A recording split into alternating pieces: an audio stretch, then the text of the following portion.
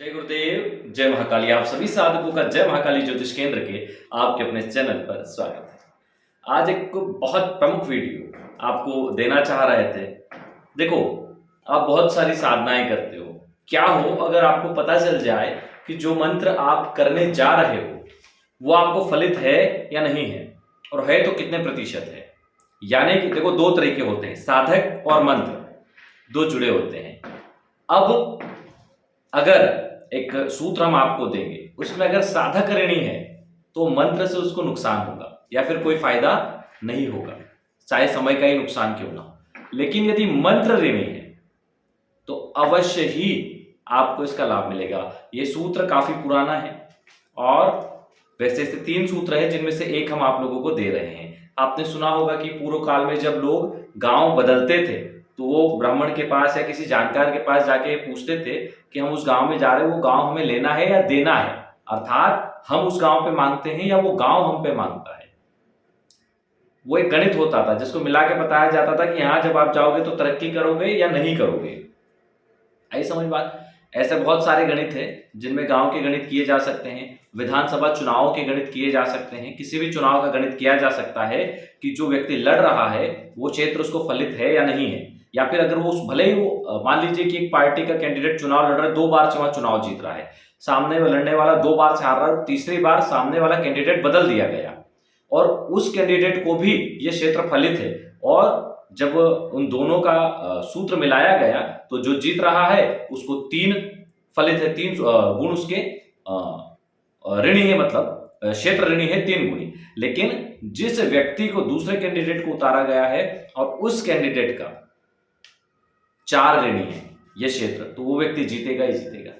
तो ऐसे बहुत सारे सूत्र हैं ज्योतिष में जिनके माध्यम से ये पता किया जा सकता है। खैर, आज हम जिस सूत्र पे बात करेंगे वो साधक और मंत्र से संबंधित है। आप ये किसी भी मंत्र में पता कर सकते हैं, चाहे धन प्रदाता मंत्र हो या सिद्धि प्रदाता, या हमें फायदा करेगा या नुकसान करेगा। आपको किसी को पूछने की जरूरत नहीं है कि भाई हम ये साधना करें कि नहीं करें। सीधे आप सूत्र निकाल सकते हो और उस सूत्र से पता कर लोगे कि यह मंत्र फलित होगा या नहीं। बहुत समय पहले की बात बताते हैं कि हम सदगुरुदेव से दीक्षा लेके और हमने एक साधना की और बहुत ज्यादा सफलता मिली उस साधना में। उससे पहले हमें किसी साधना में इतनी सफलता नहीं मिली थी। उसके बाद फिर हमने एक और दीक्षा ली और जब उसको किया तो उसमें बहुत ज्यादा सफलता मिली, और वो दोनों मंत्र और वो दोनों साधनाएं हमारे लिए हमेशा ही पूर्ण फलित रही है। और उन्हीं साधनाओं में जीवन का लक्ष्य रहा है सब कुछ प्राप्त कर रहा हूँ, 90% से ज्यादा चीजें उन्हीं से प्राप्त हुई है। तो जब ये सूत्र हमें सामने आया, क्योंकि इतनी सारी चीजें याद नहीं रहती तो कभी कभी हम बैठे रहते, चीजें याद आती तो फिर उनको हम करते हैं। तो जब उसको देखा तो हमने देखा कि पूर्ण रूप से फलित है। हमें उनका जो गुणांक आ रहा है, जो शेषफल आ रहा है, वो बहुत ज्यादा आ रहा है, तो वो चीजें हमें फलित है। तो ऐसे ही आप पता कर सकते हो कि जो मंत्र जाप अनुष्ठान आप करते हो वो आपको फलित है या नहीं है, ताकि आसानी से आप भी मंत्रों का चुनाव कर लो। देखो, बहुत सारी चीजें होती है। एक तो पहले देखा जाए मंत्र फलित या नहीं, फिर उस मंत्र का उत्कीर्णन और शोधन कर लिया जाए और फिर उस मंत्र का जप किया जाए, तो 100% रिजल्ट होता है। आजकल लोगों ने क्या हुआ, यूट्यूब पे देखा, मंत्र उठाया, जपना शुरू, बैठ गए, 41 दिन कुछ होता जाता है नहीं, उल्टा कोई कोई नुकसान हो जाता है, उच्चाटन में माला फेंकी, अब ये बेकार है, कुछ नहीं होगा, इससे हट जाते हैं। कई लोग ऐसे हैं जो मंत्र लेते हैं, जप करते और जबरदस्त रिजल्ट आते हैं। एक साधना है, एक ने किया उसको रिजल्ट नहीं आया, लेकिन एक ने किया उसको जबरदस्त रिजल्ट आया। 10 लोगों ने की, 5 को रिजल्ट आया, 5 को नहीं आया। क्यों ऐसा हुआ? क्योंकि हर मंत्र हर किसी के लिए फलित नहीं है। हर मंत्र हर व्यक्ति के लिए फलित नहीं होता है। तो छोटी छोटी चीजें होती है साधना में, अगर सीख जाए व्यक्ति और करे तो जीवन की हर मुसीबत से वो निकल जाएगा। मान लीजिए शत्रुनाश के लिए आपने बहुत सारे प्रयोग कर लिए, हवन कर लिए, कुछ रिजल्ट नहीं आ रहा है, तो आप पहले ये पता करें कि जो आप करवा रहे हैं, जिस देवी शक्ति का या देव का करवा रहे हैं, वो आपके लिए फलित है या नहीं। तो आप इस सूत्र से पता कर लेंगे तो आपको फिर पता रहेगा कि आपको कौन सा हवन करवाना है, आपको पता रहेगा आपको कौन सी साधना करनी है। चाहे देव हो, यक्ष हो, गंधर्व हो, किन्नर हो, कोई सी भी साधना या महादेवी साधनाएं हैं, तो आसानी से आप पता लगा सकते हैं। उस सूत्र को सामने रखें। उसके पहले, खैर अभी काफी लोग समझ गए, अब ज्यादा फोन सुबह से नहीं आते हैं, 10 बजे या 11 बजे के बाद ही आते हैं, लेकिन फिर भी हम बताना इसलिए जरूरी समझते हैं कि अगर हमने वीडियो में बात बोलना बंद कर दी फिर सुबह से फोन आना शुरू हो जाते लोगों के। तो जो बात करने का समय है वो दिन में 11 बजे से 4 बजे तक है। मंगलवार और शुक्रवार को 12 से 4। ये बात करने का समय है। जिन लोगों को अपनी कुंडली विश्लेषण आदि करवाना हो, अपना नाम, जन्म तारीख, जन्म का समय और जन्म स्थान नीचे दिए गए नंबर पे व्हाट्सअप कर दें। कुंडली विश्लेषण शुल्क 501 रुपये वो डाल के उसका स्क्रीनशॉट व्हाट्सअप करें। शुल्क डालने से पहले एक बार मैसेज करके पूछ लें कि हम शुल्क डाल दें क्या, क्योंकि कारण क्या है, लोग शुल्क डाल देते हैं फिर जल्दी करते हैं और हमारे पास समय होता है तो ही हम काम करते, नहीं तो हम हमारे और भी काम है जिनमें व्यस्त होते हैं। तो आप पूछ लें तो आपको टाइम मिल जाएगा कि 1 दिन या 2 दिन में आपको कुंडली मिलेगी। अगर आपको ठीक लगे तो ही आप शुल्क पे करें, अन्यथा कहीं और से करवा लें। क्योंकि क्या होता है, लोग कर देते हैं फिर बोलते हैं गुरुजी जल्दी जल्दी, 1-2 दिन की तसल्ली भी रहती है उनके पास, अब हम व्यस्त रहे तो हम कैसे करेंगे, ठीक है। तो और जिम्मेदारी का काम होता है तो हमें स्वयं ही करना होता है। तो इसलिए पहले आप मैसेज करके पूछ लें कि गुरुजी हम शुल्क डाल दें क्या, तो हम बता देंगे कि आपको 1 दिन लगेगा, 2 दिन लगेगा, आपकी इच्छा हो तो डालिए, नहीं तो मत डालिए, ठीक है। जिनको कुंडली विश्लेषण करवाना है उसका शुल्क 501 रुपये।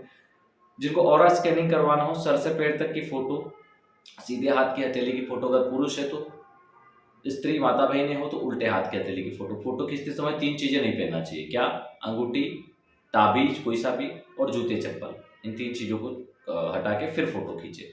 सर से पैर तक की फोटो, सीधे हाथ की हथेली की फोटो, अगर पुरुष है तो, माता बहनें हो तो उल्टे हाथ की हथेली की फोटो, और स्कैनिंग शुल्क 1100 रुपये डाल के उसका स्क्रीनशॉट व्हाट्सएप कर दें। चलिए, आपको एक सारणी देते हैं। पहले वो आपको सारणी बनानी होगी, पेपर पे आप वो सारणी बना लें ताकि वो आपको हमेशा काम में। हमेशा कहते हैं कि जो साधनाएं कर रहे हैं उनको रजिस्टर पे लिखना शुरू कर दीजिए ताकि आगे भी काम में। ये सारणी आप स्क्रीन पे देख लीजिए, हमने भी सारा लिख के रखा है ताकि आप लोगों को समझ में आए और अच्छे से समझा दें। आप उसको स्क्रीन पे सारणी को देख लीजिए। इस प्रकार के आप 1 से 8 नंबर तक सारणी बना लें जिसमें आपके जो सारे अक्षर आ गए, ठीक है, अ से लगा के तक में, अ स अ, ठीक है, अ से अ तक 1 नंबर में आ जाएंगे, क ख ग घ ड ढ 2 नंबर में, च छ ज झ झ ञ 3 नंबर में, ऐसे ये पूरी सारणी हमने 8 नंबर तक बना दी है, ठीक है। अब उदाहरण लेते हैं हम, इसको करना कैसे है। अब उदाहरण के लिए मान लीजिए कि साधक का नाम नरेंद्र है, ठीक है। इसमें ओम को हटा देना है। किसी भी मंत्र का आप सूत्र निकालो, शेषफल निकालो तो ओम को मत जोड़ना। मान लीजिए ओम नमः शिवाय है तो ओम को नहीं, न से शुरू होगा, ठीक है। ओम से नहीं जोड़ना क्योंकि सभी मंत्रों में ओम आता है, तो फिर आप कैसे कर पाएंगे उसको। तो आपको ओम को छोड़कर ही इसको न है, त है, क्या है, वहां से आपको उसको देखना है। तो सारणी को देख लीजिए।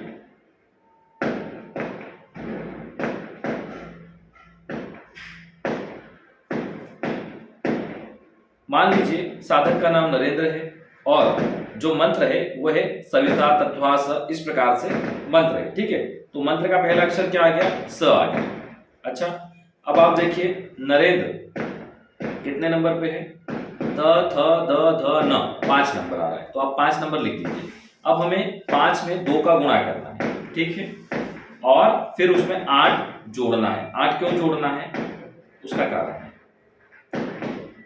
8 इसलिए जोड़ना है क्योंकि स, जो स शब्द है वो स श स ह, ठीक है, 8 नंबर पे आ रहा है, तो हमें 8 इसमें जोड़ना है।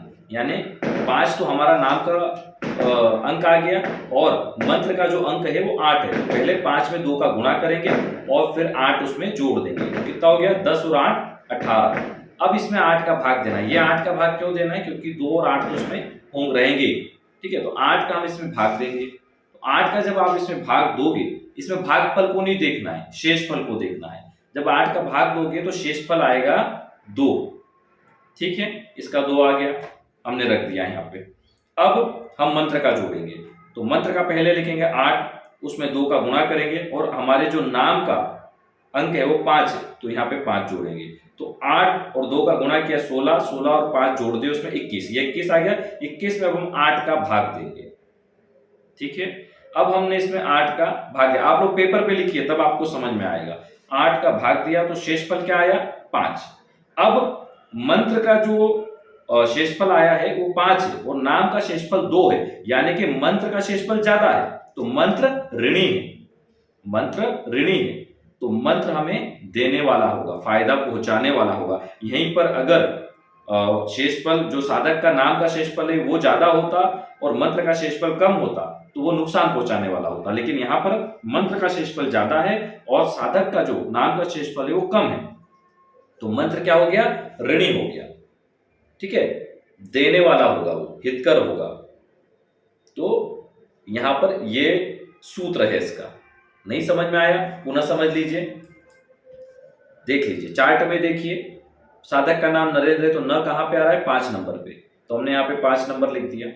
अब 5 में 2 का गुणा है, 2 का गुणा तो आपको किसी भी इसमें करना ही है, और फिर उसमें 8 जोड़ देना। तो 5 में 2 का गुणा क्या? 10, 10 में 8 जोड़े 18, और 8 का भाग देना है। कोई भी संख्या है उसमें 8 का भाग देना है। 8 का भाग दिया तो भागफल को नहीं देखना है, शेषफल को देखना है।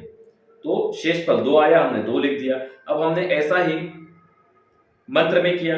मंत्र का वर्गांक क्या आ रहा है? मंत्र का वर्गांक आ रहा है 8। स से मंत्र स से शुरू हो रहा है, तो श कहां पे? श श श ह 8 नंबर पे। हमने 8 नंबर लिया। 8 में 2 का गुणा करेंगे, 16 आ गया। अब इसमें 5 जोड़ेंगे। 5 कहां से आया? ये साधक का वर्गांक है, नरेंद्र साधक है, तो साधक का वर्गांक 5 है, तो 5 इसमें जोड़ना पड़ेगा। हमने ऊपर वाले में क्या किया? 5 में 2 का गुणा किया, और मंत्र का वर्गांक 8 है, तो 8 जोड़ा था। तो यहां पर हम 8 दूना 16 और उसमें 5 जोड़ेंगे, साधक का वर्गांक, तो 21 आया। अब 21 में 8 का भाग देंगे। कोई सी भी संख्या है उसमें 8 का भाग दिया जाएगा। तो भागफल को नहीं देखना है, शेषफल को देखना है। शेषफल आया 5। अब इस 5 शेषफल, मंत्र का, साधक का शेषफल 2, तो बड़ा कौन हुआ? मंत्र। जब मंत्र बड़ा हुआ तो मंत्र देने वाला होगा। अगर मंत्र छोटा होता तो देने वाला कैसे होता? मंत्र बड़ा है इसलिए साधक छोटा है, इसलिए यह मंत्र साधक को देने वाला होगा, पूर्ण रूप से देने वाला होगा। इसलिए इस सूत्र से आप ये जान लेंगे कि साधक को क्या देने वाला है मंत्र, या फिर लेने वाला है। आप लोग जब इसको करेंगे आनंद आ जाएगा, आपको ऐसे लगेगा आपको कोई ब्रह्मास्त्र मिल गया है। देखो बहुत सारी गुप्त चीजें हैं, थोड़ी थोड़ी करके आप लोगों के सामने हम लाने का प्रयास कर रहे हैं। शायद इतना फास्ट आप लोगों के सामने कोई इन चीजों को नहीं रखता, लोग वैसे बताते ही नहीं है, लेकिन हमारे गुरुदेव ने कहा है कि ज्ञान को छुपाना नहीं है, बांटना है। तुम वो दीपक हो जिसकी रोशनी से अंधेरे में डूबे हुए वे लोग जो धर्म के प्रति आस्थावान हैं वो जाग उठेंगे। तो ये गुप्त से गुप्त चीजें आप लोगों के सामने इसीलिए रखते हैं ताकि आपके ज्ञान में वृद्धि और सनातन शक्ति को आप लोग समझ पाओ, हमारे उस वैदिक गणित को समझ पाओ, जिसने सैकड़ों साल पहले बोला था कि ब्रह्मांड में कितने ग्रह हैं। सूर्य, पृथ्वी सूर्य की परिक्रमा करते हो, सूर्य भी ब्रह्मांड की परिक्रमा करता है। ये सब चीजें अभी पता चल रही है नासा जैसे एजेंसियों को भी। तो ये सब हमारे शास्त्रों में पहले से ही लिखा है। गणित के विद्वान महाविद्वान रहे। तो इस सूत्र से आप जान पाएंगे आपके लिए कौन सा मंत्र सही है। अभी हमने बोला भी है कि जिन लोगों को तांत्रोक्त प्राण प्रतिष्ठा करनी है, बिल्ली की, जेर की या अपने यंत्रों की, हम बीच में एक दिन निकालेंगे समय। अभी तो खैर समय नहीं मिल रहा, दिसंबर में लेंगे उसके लिए समय। और वीडियो कॉल पे महीने में एक दिन रखेंगे जिसमें वीडियो कॉल पे सारी सामग्री की, एक बार माला प्राण प्रतिष्ठाएं करवाएंगे, एक बार यंत्र प्राण प्रतिष्ठा करवाएंगे, ताकि आप लोग घर बैठे तांत्रिक या साबर विधि से प्राण प्रतिष्ठा कर सको। सभी में अलग अलग चीजें होती है। अगर साबर मंत्रों का जप कर रहे हो तो माला साबर मंत्रों से सिद्ध होनी चाहिए, और अगर आप तांत्रिक मंत्रों का जप कर रहे हो तो माला तांत्रिक मंत्रों से सिद्ध होनी चाहिए, तब वो आपके लिए पूर्ण रूप से कार्य करती है। तो इन चीजों को जब आप समझ के साधना करते हैं तो साधना में सफलता मिलती है। अभी एक फोन आया था हमारे पास, गुरु जी हमारे परिचित है, काफी वरिष्ठ है, उन्होंने हयमुख गंधर्व साधना की और बुजुर्ग होने के बाद भी एक पैर पे खड़े होके की, लेकिन सफलता नहीं मिली। तो उन्होंने बोला कुछ नहीं होता। हम बोला मिलनी भी नहीं है जीवन भर। क्यों नहीं मिलनी है?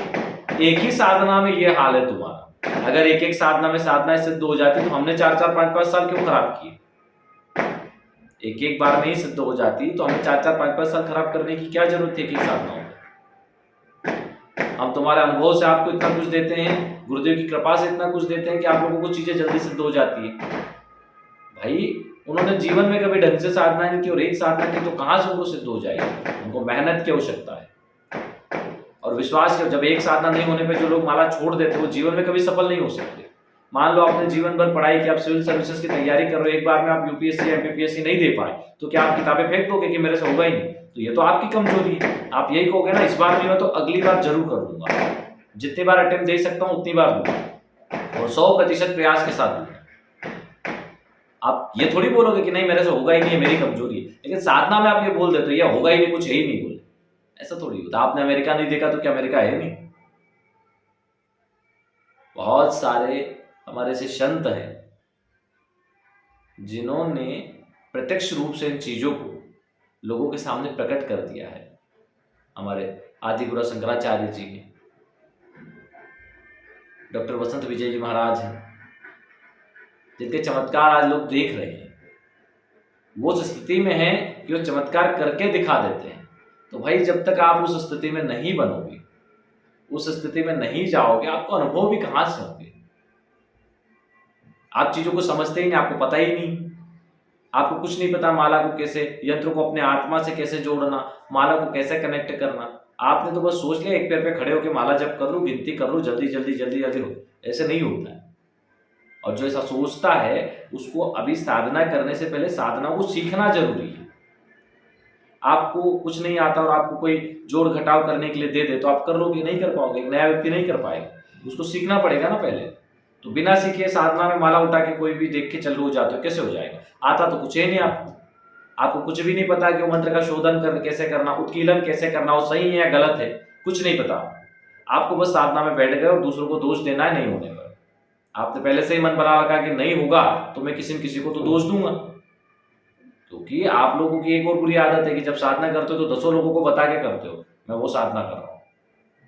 पता नहीं क्या मजा आता है भाई। साधना गुप्त है, गुप्त चीजों को जाकर थोड़ी किया जा सकता है। रहस्य जब प्रकट कर दिया तो रहस्य कहां से रह गया? तो साधनाएं रहस्य में ही है, उनको आप प्रकट करोगे तो कहां से हो भाई? हमने तो चलो बता दिया आपको, अब आप करने वाले हो। अब उस चीज को करने वाले को प्रकट नहीं करना चाहिए, वो करने वाले के लिए गुप्त है। तो बहुत सारी चीजों को समझो, सीखो, उसके बाद साधनाओं में जाओ। चलिए, बहुत सारे लोग कर्म शास्त्री साधना या वार्ताली साधना में अंतर को समझ नहीं पाते। उन साधनाओं को कैसे किया जाए, उनका क्या प्रभाव है, करना चाहिए कि नहीं करना चाहिए, इस विषय पर जय महाकाली साबर मंत्र विज्ञान पर हम एक वीडियो दे रहे हैं कि दोनों ही चीजों के क्या प्रभाव है और करना चाहिए कि नहीं, और किसको करना चाहिए, किसने। तो साधनाओं का संबंधित एक वीडियो हम जय महाकाली साबर मंत्र विज्ञान वाले चैनल पर दे रहे हैं, वहां जाकर देख सकते हो और समझ सकते हो उन साधनाओं के बारे में। जय गुरुदेव, जय महाकाली।